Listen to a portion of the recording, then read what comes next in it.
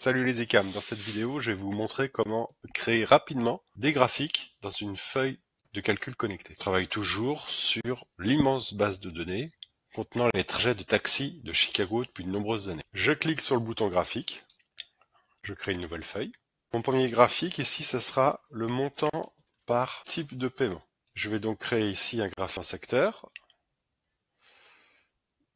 J'analyse le type de paiement et la somme des tarifs appliqués par type de paiement. On voit ici que j'ai majoritairement la carte de crédit à 48,1%. Je vais ensuite vous montrer un autre graphique très proche, le nombre de paiements par type. Je crée un nouveau graphique dans une feuille existante.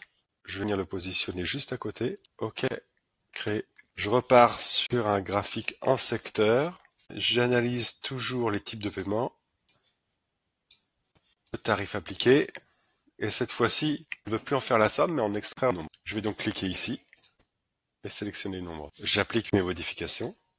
Et vous voyez ici, c'est avec la carte de crédit qu'on a le plus de montant. Néanmoins, c'est plus souvent avec le cash que l'on paye d'après les informations à notre disposition. Je vais vous montrer un nouveau type de graphique. Je vais le mettre juste à côté. Je vais prendre graphique en courbe et je vais faire l'évolution dans le temps des méthodes de paiement. Sur l'axe X, choisir l'heure de départ du trajet et je vais le regrouper par année-mois. Et de la même manière, ici, je vais analyser l'évolution de la somme des tarifs sur ce mois-ci. Appliquer, le calcul lancé. Et donc, on voit ici dans le temps l'évolution en millions de dollars du chiffre d'affaires. Je vais faire un copier-coller de ce graphique et configurer. Pour ajouter un filtre, on va se concentrer uniquement sur le paiement mobile. Pour extraire, je vais venir ajouter un filtre sur ce graphique-là. Filtrer les types de paiement avec une condition, le texte contient mobile. OK, j'applique, ça lance le calcul. Et on peut voir, attention ici, l'échelle n'est pas la même. Entre la gauche et la droite, l'évolution du chiffre d'affaires global.